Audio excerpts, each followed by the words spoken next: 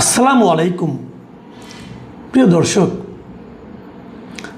ভারতের আনুষ্ঠানিক যে অবস্থানটা, মানে শেখ হাসিনা দেশে আসতে পারবেন কিনা, ভারত তাকে ফেরত পাঠাবে কিনা, অথবা ভারতের অনুমতি ছাড়াই শেখ হাসিনা নিজে নিজে চলে আসতে পারবেন কিনা, এটা নিয়ে শেখ হাসিনাও কিছু কথা বলেছেন। তার আওয়ামী লীগের বিভিন্ন নেতারা নানা ধরনের কথা বলেছেন। এদেশে থাকা যে সমস্ত রাজনৈতিক নেতৃবৃন্দ আছেন তারা তাদের মতো বক্তব্য দিয়েছেন এবং বাংলাদেশ সরকারও কিছু বলেছেন। কিন্তু আমরা অপেক্ষা করছিলাম যে ভারত সরকার কি বলে। ভারত সরকারের একটা আনুষ্ঠানিক অবস্থান অবশেষে জানা গেল। কি জানা গেল সেটা আমি বলছি একটু পরে। ভারত এই এক সপ্তাহে গত কয়েকদিনে, গত 3-4 দিনে দুবার এটা নিয়ে মন্তব্য করেছেন। একবার মন্তব্য করেছেন জুলাই মাসের 14 তারিখে, মানে আজকে হলো জুলাইয়ের 17 তারিখে, 3 দিন আগে তারা একটা মন্তব্য করেছেন। এবং সেই মন্তব্যটা করেছেন ওনারা যে রয়টার্সকে দেওয়া শেখ হাসিনার যে ইন্টারভিউ, সেই ইন্টারভিউ প্রশ্নে ভারতের যে একটা সাপ্তাহিক সংবাদ সম্মেলন ছিল ওদের রাষ্ট্রের সরকারের, সেখানে ওদের যে মুখপাত্র আছে মিস্টার রণধীর জয়সওয়াল, এই জয়সওয়ালকে জিজ্ঞাসা করা হয়েছিল এই ব্যাপারে যে শেখ হাসিনার ইন্টারভিউ সম্পর্কে আপনাদের কি মন্তব্য। উনি তার জবাবে বলেছেন স্পষ্ট করে, আমি যদি কোট আনকোট আপনাদেরকে পড়ে শোনাই, উনি বলেছিলেন যে এই নির্দিষ্ট বিষয়ে আমাদের অবস্থানের কোনো পরিবর্তন হয়নি। যে কোনো প্রত্যর্পণের বিষয় মূলত একটি আইনি বিষয় এবং এই ক্ষেত্রটিতেও আইনি ও বিচারিক প্রক্রিয়া অনুযায়ী ব্যবস্থা নেওয়া হবে। কি বুঝলেন? আমি তেমন কিছু বুঝিনি, আমার ধারণা আপনারাও বুঝেননি। বুঝেননি এই কারণে এটা হলো কূটনীতির ভাষা। কূটনীতিকরা এমনভাবে কথা বলেন যে কথার এদিকেও অর্থ হয় ওদিকেও অর্থ হয়। পরবর্তী সময়ে যখন তাকে জিজ্ঞাসা করে ভাই এটা আপনি কী বললেন, সে তার সুবিধা অনুযায়ী একটা ব্যাখ্যা দিয়ে দেয়। এটা কূটনীতিক ভাষা। এটা হওয়া উচিত অথবা এটা হতে পারে, আমরা আমাদের নীতি থেকে সরিয়ে নিই, নীতিটা কি তা বলে না, আমরা আমাদের নীতি থেকে সরিয়ে নিই, আইন ও বিচারিক প্রক্রিয়া অনুযায়ী ব্যবস্থা নেওয়া হবে। তা আইনি ব্যবস্থাটা কি, বিচারিক ব্যবস্থাটা কি, তা কেউ জানে না, কিন্তু সেটা আবার এক একবার সময় এক এক রকম ব্যাখ্যা হয়। আচ্ছা ঠিক আছে, এটা 14 তারিখের বক্তব্য।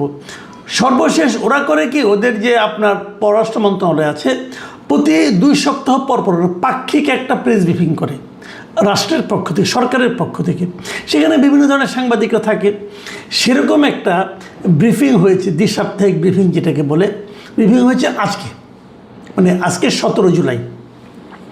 সেই ব্রিফিংয়ে তাকে আবার সাংবাদিকরা জিজ্ঞাসা করেছে যে শেখ হাসিনার ব্যাপারটা আপনারা কী করছেন অথবা কী করবেন। এবার উনি কী বলেছেন? একই কথা বলেছেন। এবার উনি বলেছেন যে বাংলাদেশের পাঠানো যে প্রত্যর্পণ অনুরোধ আছে, বাংলাদেশে কিন্তু পররাষ্ট্র মন্ত্রণালয় বলছেন যে তারা ভারতকে শেখ হাসিনাকে ফেরত দেওয়ার জন্য চিঠি দিয়েছেন। বাংলাদেশের সঙ্গে ভারতের একটা প্রত্যর্পণ চুক্তি আছে, সেই চুক্তি অনুযায়ী তারা একটা চিঠি লিখেছেন যে আপনারা শেখ হাসিনাকে আমাদের কাছে ফেরত পাঠান। এবং সেই অনুরোধের ব্যাপারটা উনি বলেছেন যে বাংলাদেশের যে চিঠিটি তাদেরকে পাঠিয়েছে সেই অনুরোধের ব্যাপারে ভারত সংশ্লিষ্ট আইনি কাঠামো ও দ্বিপাক্ষিক প্রত্যর্পণ চুক্তির আইনি বাধ্যবাধকতা মাথায় রেখে পুঙ্খানুপুঙ্খভাবে পর্যালোচনা করা হচ্ছে। মানে তারা এখনও সেটা পর্যালোচনা করছে, পুঙ্খানুপুঙ্খভাবে পর্যালোচনা করছে। তার মানে কিছুই বুঝলাম না। তারা কি নিজেরা পাঠাবেন ধরে বেঁধে?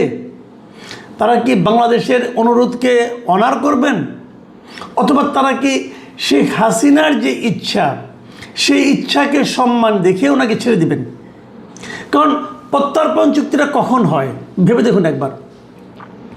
ধরেন আমাদের কোনো একজন ব্যক্তি ওদের এখানে গ্রেফতার হয়ে গেল, আমাদের কোনো একজন আসামি হতে পারে অথবা আমাদের কোনো অপরাধী হতে পারে, বেআইনিভাবে ওখানে প্রবেশ করেছে, তাকে ওনারা গ্রেপ্তার করলেন।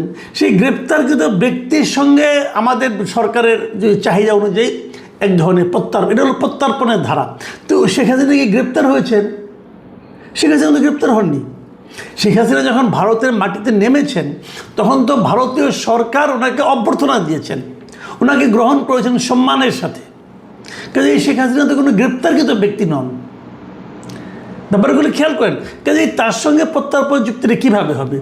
তবে দেখেন, আমি আরেকটা কথা বলি, আমাদের সঙ্গে ভারতের যে প্রত্যর্পণ চুক্তিটা আছে, একটা চুক্তি আছে, কিন্তু সেই চুক্তিতে কিন্তু একটা ধারা আছে। ধারাটা হলো এরকম যে যদি যাদের কাছে ওই ব্যক্তি আটক আছে তারা যদি মনে করে যে এই ব্যক্তিকে ফেরত পাঠালে নিজ দেশে অথবা ওই দেশের সরকারের চাহিদা অনুযায়ী যদি ফেরত পাঠায়, তাহলে উনি রাজনৈতিক প্রতিহিংসার শিকার হতে পারেন। যদি তারা মনে করে, প্রমাণ করার কোনো ব্যাপার নাই, কিন্তু যদি তারা মনে করে তাহলে তারা এই চুক্তির এই ধারা অনুযায়ী তাকে নাও পাঠাতে পারে। তার মানে ওনাকে বাংলাদেশ চেয়েছে, তার মানে তারা পাঠাতে বাধ্য, বিষয়টা কিন্তু সেরকম নয়, তারা নাও পাঠাতে পারে। আমরা যদি শুরুর থেকে খেয়াল করি, একদম শুরুর থেকে, যে ভারত শেখ হাসিনার ব্যাপারে এই যাবৎকালে কে কে প্রতিক্রিয়া দিয়েছে একটু আমাদের জেনে রাখা ভালো। 2024-এর 5ই অগাস্ট শেখ হাসিনা ভারতে গিয়েছিলেন। আবার মনে করুন, ওনাকে আমরা বলছি, অনেকে বলছে পালিয়ে গিয়েছিলেন, অনেকে বলছে পাঠিয়ে দেওয়া হয়েছিল। বাস্তবতাটা আরেকবার আমি আপনাদেরকে ক্লিয়ার করি। উনি নিজে হেঁটে গিয়েছেন, যে হেলিকপ্টারে উঠেছেন, ওনাকে কেউ চ্যাংদোলা করে নিয়ে যায় না। কিন্তু তার মানে ওইটুক দেখে মনে হতে পারে উনি যাচ্ছেন স্বেচ্ছায়। তারপর হলো উনি কেন যাচ্ছেন এটা কিন্তু আমরা জানি না, ওনাকে কি বলা হয়েছিল তাও আমি জানি না। শেখ হাসিনা নাকি কার সঙ্গে বলেছেন শুনলাম আমি এর মধ্যে, যে ওনাকে নাকি বলা হয়েছিল আপনাকে টুঙ্গিপাড়া নিয়ে যাওয়া হচ্ছে। আমি জানি না একটি সত্য মিথ্যা, তো যাই হোক উনি গিয়েছেন, প্লেনে উঠেছেন। সে প্লেনটা কে চালিয়েছে?